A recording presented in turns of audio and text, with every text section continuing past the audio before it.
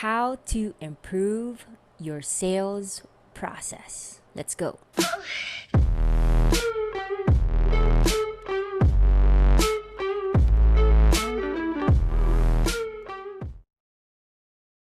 Hi, I'm Zen. It's nice to meet you. Thank you for coming back. And today I'm going to answer a question that Philip asked. Here we go, Philip. He basically wants to learn tips to drive the sales process. Let's define what improving your sales process actually means.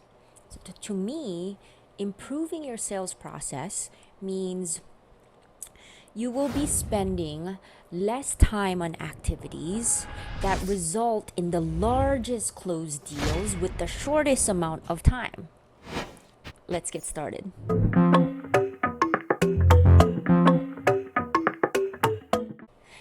In this video, I will share with you how I hit a target in the first week this month, July 2021. And so to define that, my quota is 5K MRR, but in 1 week, I was able to bring in 10K MRR. This is typically called the stretch goal, aka the target. Essentially, if you multiply that by 12, I brought in $120,000 in 7 active selling days. Okay, how was I able to do that so having a 9-to-5 job, while having a software company, Close1.ai, while producing and hosting this show and creating content for Close One? How was I able to do that? So the best way to do this is by applying a 10-day rule. For me, I know for a fact that on average, I can close a deal every 10 days. So you have to calculate for yourself the days it takes for you to close a deal.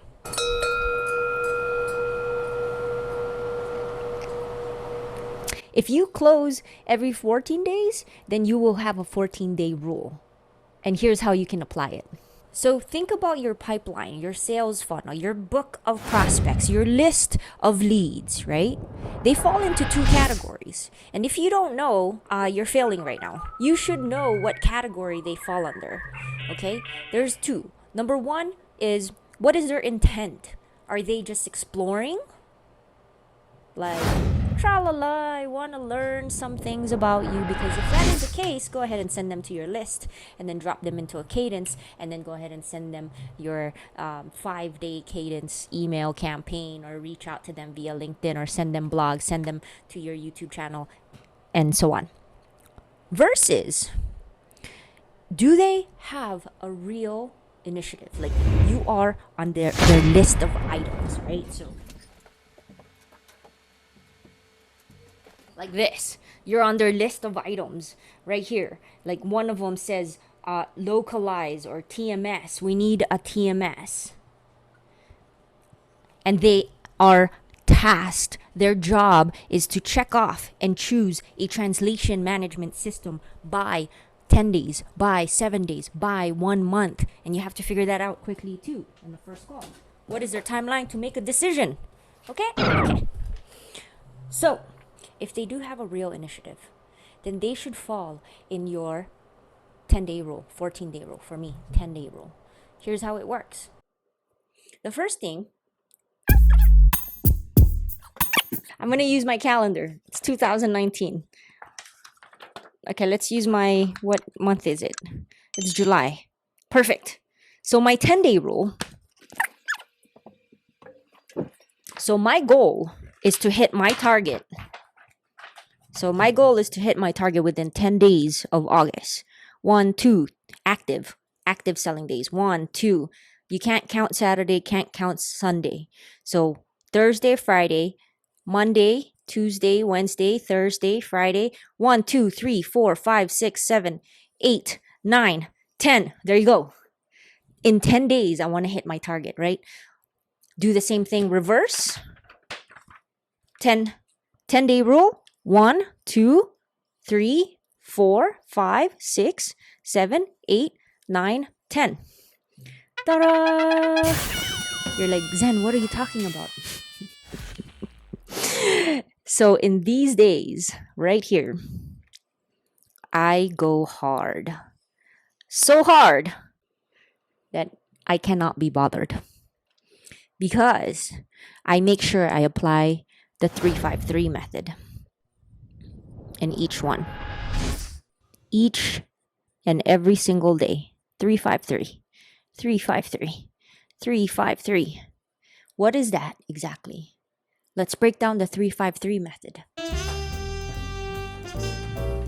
I will not leave this desk until I complete 3 hours on a call, 5 objection handling, aka follow-ups, like strong follow-ups, as in my pipeline of 20 that is ready to put us on their initiative, their laundry list item. They are ready to purchase a TMS within 20 days, 15 days. My job is to reach out to them and create urgency. 5 of them. So 3 hours on a call, at least 5 follow-ups, and the last 3 stands for me, I've changed it around to meet my needs, my clients' needs, my prospects' needs here at Localize. And so the final 3 for me is 3 POCs. POC stands for proof of concept.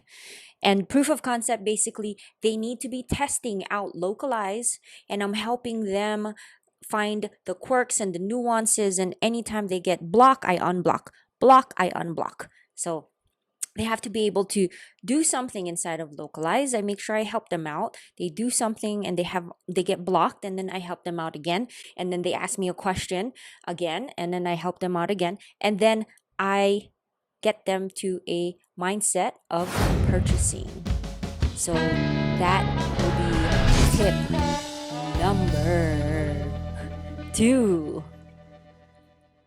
Okay. In order to go from these tasks, these 353 tasks, like hardcore tasks, and you have to knock it out of the list, like just have your post-its. For me, I do have post-its and I have my checklist. I have a lot of checklists. I do checklists every single day, but most of these checklists, they close. So here's an example, right? Down here, you'll see a list of all the things I'm checking off, making sure that I'm helping my evangelists get buy-in internally for us. And so tip number 2, if tip number 1 is about doing less and getting more, right? Less work, getting more result. Tip number 2 is about understanding your ARPUs and ARPAs. Average revenue per user. Let's say your quota is $5,000. Then, and you want to close quickly in 5 days. You better close $1,000 in MRR every single day. So that's an example. So average revenue per user or average revenue per account. If you do not know this, then you are failing in the game of account executivity. No, but really, know your own ARPAs. Know your average revenue per account. Because it'll help you understand how to increase your deal sizes. And to know your deal size is to know oneself.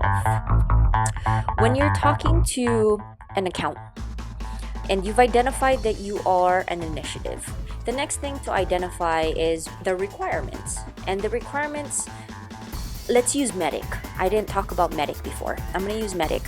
MEEDDICC. I'm trying to remember this from memory. M is for metric. E is for the way you evaluate. No, E stands for etymology. No. So E stands for economic buyer. That's another lesson. I'm gonna take another video. So give me until next week to talk about economic buyers. Very important. I'll try to relate it to the Game of Thrones because they have a lot of players there, and it's important to know what each economic buyer wants and needs. And so the other D stands for their criteria, their decision criteria. What is it gonna take in order for them to say yes? I'm going to move forward to localize. Their decision process, I talked about this earlier. It's their buying process. How do you buy software? How do you make a decision? If you're a life coach, I'd say, so have you purchased a program like this before? They're going to say, no, I haven't.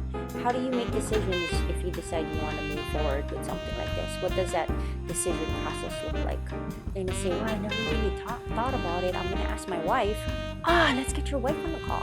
But let me ask you, who wears the pants here? You or your wife? There's so many ways to do this. So the next is a identified pain. Ooh, I love this one. Identified pain as well as current workflows, which is a part of incumbents. So every call, at the beginning of the call, I always ask, which is very important. Not really ask. It's a respect contract. It's a statement. So we'll do our rapport building, and then I'll say, great. My name is Zen. I'll be your localization expert. My job is to learn your pain points, your current flows, and then at the end of the call, you can make a decision to move forward or not. So that's how you do less to get more, by setting expectations, strong expectations that can be followed by both people. It's called a mutual action plan. And so the next is champion. This is also another video that we need to do, but I'm going to plug my boy, Josh Gillespie.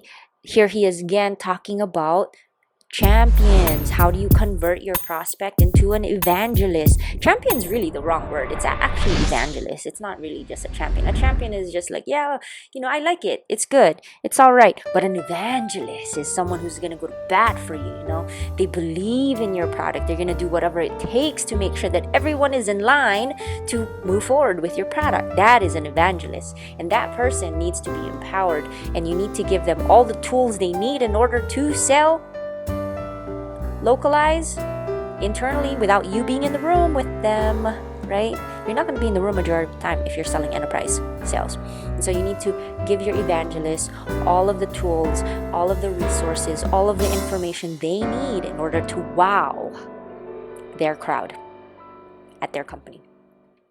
The final part here is competitor. Obviously, you need to have a deep understanding, not only of your product, but of your competitor's product. You have to know your products inside and out. And yes, I do know my competitors very well. I research them very well to a point where I sign up to their account and I try to understand the nuances, the twerk. Yeah, I try to understand how they twerk, basically. And I try to get as much details, much intel about the competitors as much as possible, so that when a client or prospect asks me, so what do you think of your competitor? I am well versed, like Tyrion from the Game of Thrones. Takes us to tip number 3. We talked about focusing on increasing your average revenue per user, and in order to do that, or average revenue per account, to do that, you need to know your MEDDIC. You need to qualify properly. This is the final part, is closing deals at the shortest amount of time, as quickly as possible. And this one is called urgency. Urgency is important, not only for you, but also for your prospects when you're talking to them. Otherwise, they're going to keep kicking the tire and they won't know when to make that decision, right? The best way to get urgency is to understand and to learn what their goals are and the deadline and timelines of their goals. An example for me would be, let's pretend, so let me put a different thinking cap on. I'm going to be, I'll be a coach. I'll be a coach. A public speaking coach. Okay, so Jane comes to me and Jane says, so Zen, I have a public speaking on TED Talks, but I am an expert in this topic, but I'm scared. Like, Zen, I'm scared. I can't do it. Right? So right away, I know, in order to create urgency, I know that she's going on stage on August 30, 2021, which means on August 30, oh my God, so Jane, we only have 30 days to prep you. Like 30 days to prep, we better get on it. So here's the deal. This is how much it's gonna cost to sign up. Let's get you started, and then let's go ahead and focus on your presentation so that you can knock it out of the park at TED Talks. So that's an example. The point I'm trying to make is that you have to get that timeline of that goal that they're trying to achieve and help them, guide them to achieve it, right? With your product, with your services. And the only way you're going to do that is if you ask, so why, what motivated you to talk to me in the first place? They're going to say, well, I have this thing I need to do. We're trying to raise our seed funding, but in order to raise seed funding, I need to have a 20K MRR, but in order to get 20K MRR, I need to get more clients and users, for example. And then you as the salesperson has to break down what they just said. And sometimes they're going to go on a run-on sentence. They're going to keep going, like the Energizer Bunny. And so you have to break it down and say, okay, let's break it down real quick. So basically you want to raise funding, right? Seed funding? Yes. Okay. And then to do that, you need 20K MRR, right? Yes. Okay. So to get 20K MRR, how many clients do you need? You're like, okay, I need like 20 clients. Okay, so 20 clients closing at $1,000 each? Yes. Okay, good. Okay, so to get 20 clients, to close them at $1,000 deal each, we need to make sure that you are in front of 100 people, your buyer persona, and get to them right now within the next 30 days so that we could get as many of them to sign up as possible. So you have to break it down. You really have to break down the steps where it's actionable for them. Because here's the thing. Ambiguity is the enemy of sales.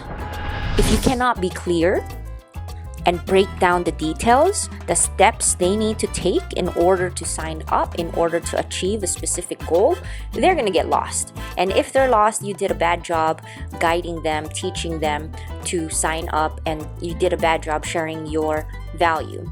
So don't be ambiguous. Be crystal clear.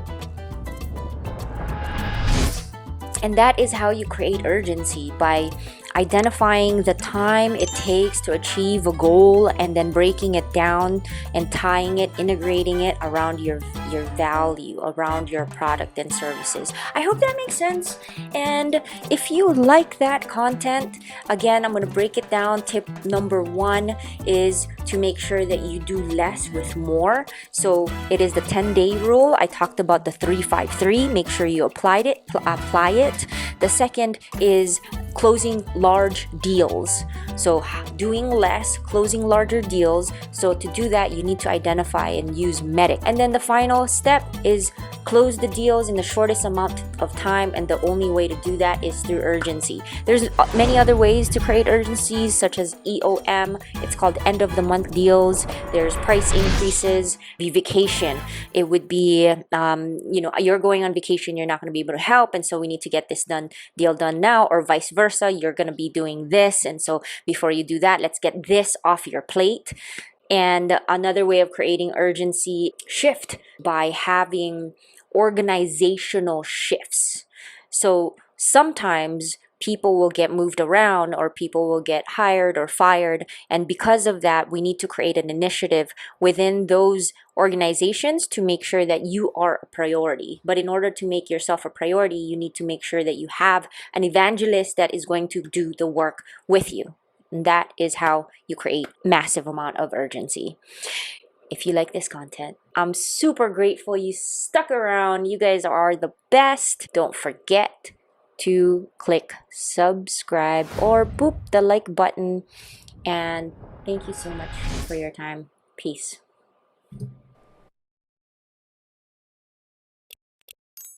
Bring that ass back like a boom.